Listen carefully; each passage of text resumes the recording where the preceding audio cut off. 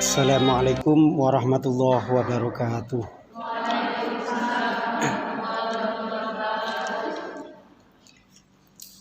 Al-Fatihah. A'udzubillahi minasyaitonir. Bismillahirrahmanirrahim. Iyyaka na'budu wa iyyaka nasta'in.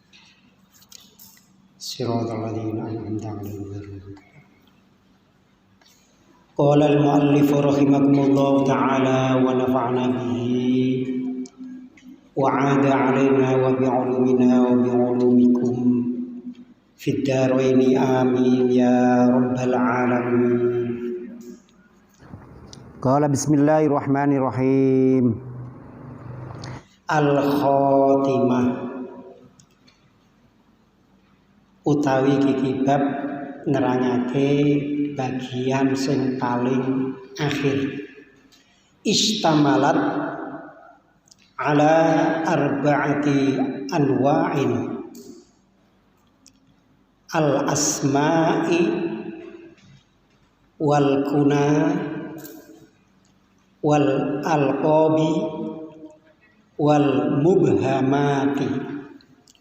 4 hal, yaitu pertama berkaitan dengan al-asma. Asma itu jamak dari isim.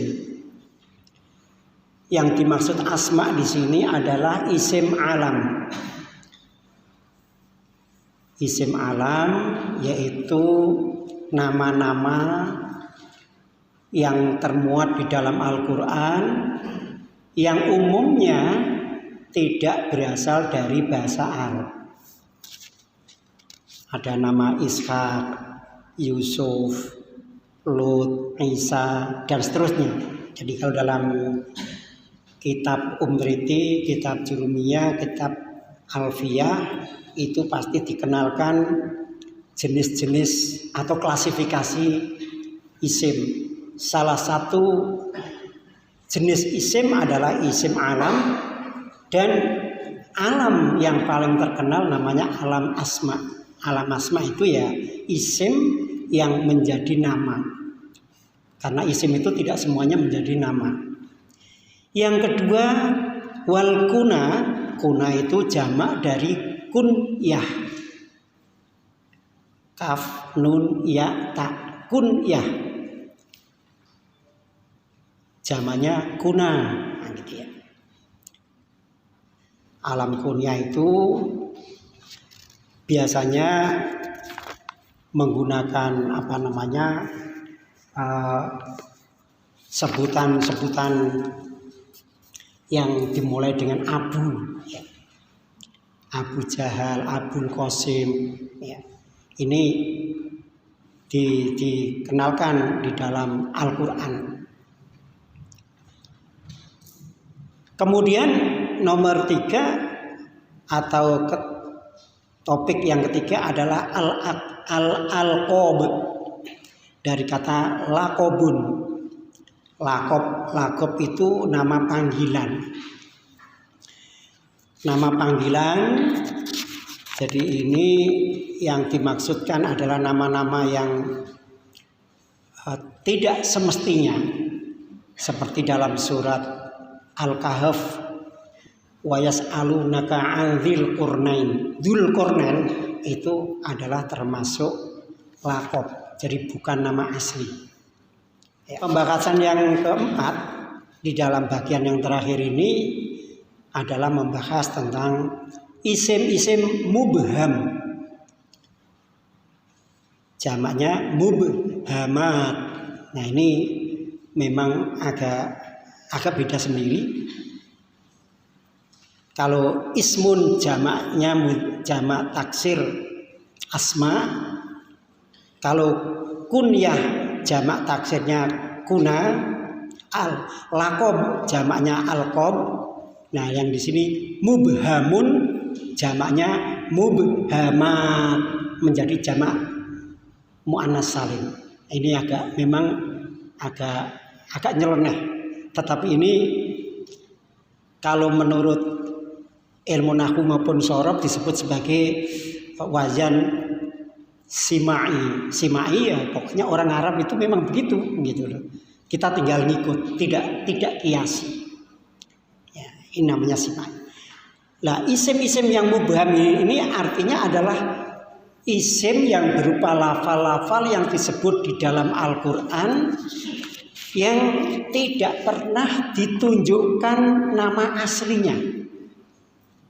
Jadi ada lafal yang sebenarnya di sini menunjuk pada nama orang, tetapi di situ tidak disebutkan. Contohnya di dalam surat Al-Kahfi juga ada kata al-abdu, yaitu terkait dengan kisah pengembaraan Nabi Musa alaihissalam di dalam menuntut ilmu. Nah, di sana ada ayat yang menerangkan bahwa suatu ketika akhirnya Musa alaihissalam itu ketemu dengan al-abdu. Dalam tafsir disebut sebagai al-abdus soleh, hamba yang soleh. Yang dimaksudkan adalah al-khodir. Nah, jadi untuk mengetahui nama-nama yang demikian ini tentu harus melalui hadis. Kalau di dalam hadis-hadis tidak temukan, akhirnya kita harus turun ke bawah sampai pada athar, kemudian pendapat para ulama, sehingga kita bisa merujuk kepada kitab-kitab tafsir. Kali ini di dalam hadis-hadis yang dimaksud dengan kata al-abdu adalah al-khodir. Al-khodir yang dalam bahasa Jawa Nabi disebut sebagai Nabi Khidir, atau bahasa Indonesia Nabi Khodir. Ini kalau dalam kamus Al-Munjid, kamus yang selalu dinamis dan inovatif itu dikatakan khodir itu ala wazni kabidun, khodirun. Tapi di Jawa menjadi khidir. Nah, inilah pentingnya mengaji ilmu tafsir itu begitu. Ilmu tafsir perlu kita pelajari seperti ngaji kitab At-Tasrihul Yasir fi ilmi tafsir ini, supaya kita ketika membaca Al-Quran itu akhirnya tahu maksud dari ayat itu gitu. Bukan hanya sekedar dibaca lancar, cepat, mendapatkan pahala, hanya begitu saja, bukan. Tetapi kita agar mengerti supaya lebih dekat dengan Al-Quran, bisa berkomunikasi lebih baik dengan Al-Quran. Karena Al-Quran itu adalah teks diam, tidak akan bisa berbicara kecuali dengan orang yang mampu berbicara dengannya. Nah, begitu ya. Baik, sekarang langsung kita masuk. Fakah minni ladaku suri wala takum bihasidin maghruri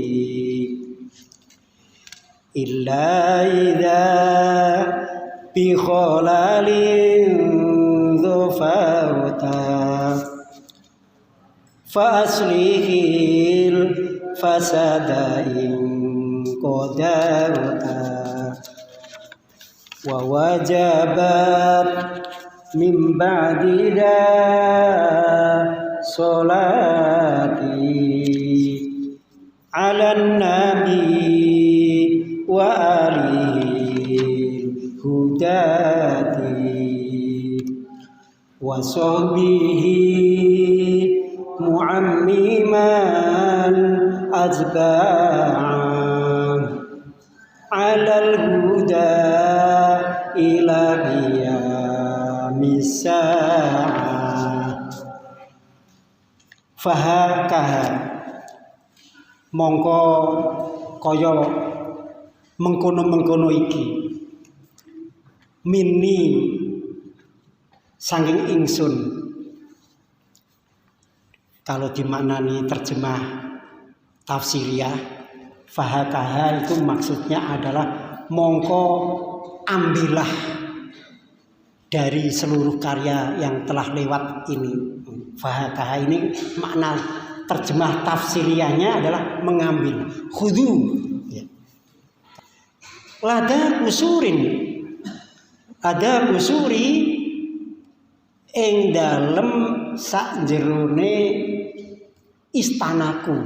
Istana ini yang dimaksud istana ini adalah simpanan-simpanan ilmu yang terkandung di dalam kitab bednya Mbah Zamzami dari awal sampai akhir.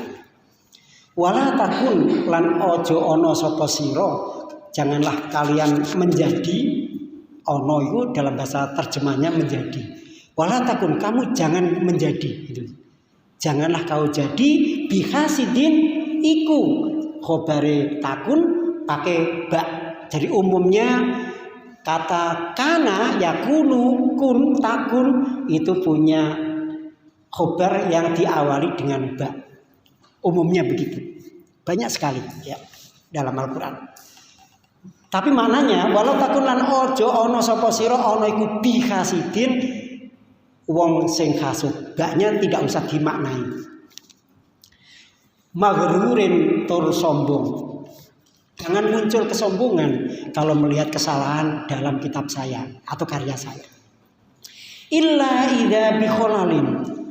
Kejaba nalikane kelawan pira-pira cacat utawa kesalahan. Cacat.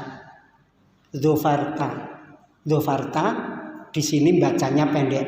Kalau pas dimaknai ya itu bacanya pendek. Aslinya pendek dzofarta. Karena dalam fi'il madhi dzofarta panjang itu tidak ada ya.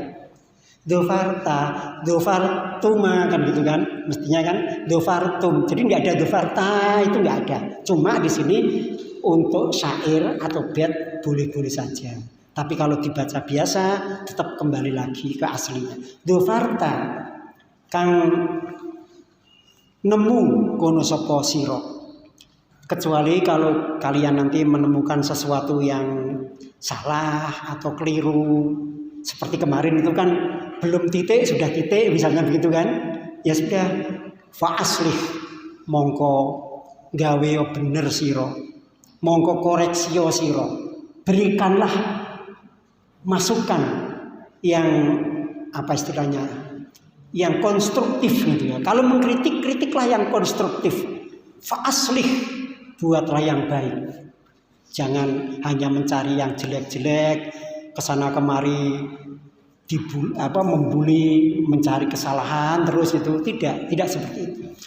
Ing kodarta, ini juga kodarta tanya pendek kalau membaca biasa.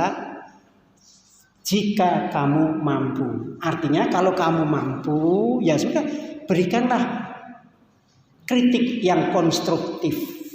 Jangan hanya sekedar menyalahkan, tetapi berikanlah masukan yang baik itu.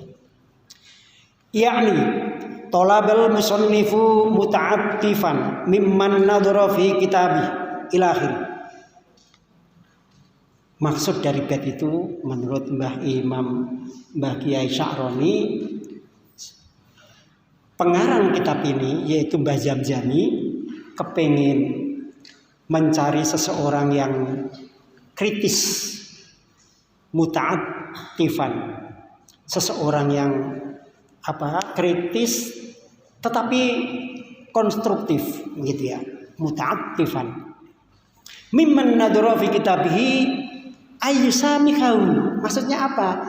Ya kalau memang nanti melihat sesuatu yang keliru atau yang salah, ayyusamihu, supaya bisa bertasamuh. Yusamih, tasamuh, memberikan maaf. Ya artinya membiarkan gitu saja lah. Jadi etikanya santri begitu. Jadi kalau menemukan kesalahan tidak boleh langsung menyalahkan, tetapi kalau memang itu bisa membenarkan, benarkanlah dengan baik. Tapi kalau tidak bisa, ya sudah dimaafkan saja. Ayusamihu min zulalin, saking piro-piro kekeliruan. Wakoa yang berada, yang jatuh, yang berada lahu ing dalam kitab fihi ing dalam tasamuh wa ayyun siha lan supaya bisa ngeki nasihat. Artinya memberikan masukan-masukan fi islahihi ing dalam perbaikan, artinya memberikan masukan yang konstruktif. Jadi ayun sikha fi islahihi sama dengan yang tadi di atas, fa aslihil fasada, memberikan masukan yang atau kritik yang konstruktif, yang membangun gitu ya. Wa ayyata'ammala fi dzalika wa ayyata'ammala lan ngangen-ngangen fi dzalika ing dalam kesalahane atau kekeliruan-kekeliruane. Artinya ya cukup dimasukkan di dalam hati saja. Gampangannya kalau ada rapat, kalau ada kritik, langsung pimpinan rapat mengatakan usul diterima dan dipertimbangkan. Kadang-kadang kan begitu kan. Itu maksudnya ya seperti ini. Ya saudara, dimasukkan dalam hati saja, disimpan saja, wa ta'amman fi dzalik. Wala ya'jal, dan jangan tergesa-gesa. Kalau mengkritik, menyalahkan, menemukan kesalahan, jangan tergesa-gesa. Karena apa? Li'annal ghaliba 'alal musta'jili adamul isobah. Umumnya al-ghalib, karena umumnya bagi orang-orang yang tergesa-gesa di dalam mengkritik, menyalahkan, mencari kesalahan atau apa begitu, itu adamul isobah, biasanya tidak menemukan kebenaran.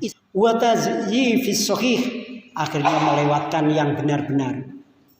Sebenarnya di dalam kitab itu banyak yang benar, tapi karena tergesa-gesa melihat yang salah-salah, seakan-akan tidak ada yang benar. Gitu. Ya, umumnya kalau orang yang suka mengkritik atau suka mencari kesalahan kan seakan-akan yang dikritik itu nggak pernah ada yang benar. Yang dilihat itu mungkin kacamatanya merah sehingga yang dilihat menjadi merah semua gitu kan. Atau mungkin kacamatanya hitam sehingga yang dilihat menjadi hitam semua. Sebenarnya tidak begitu.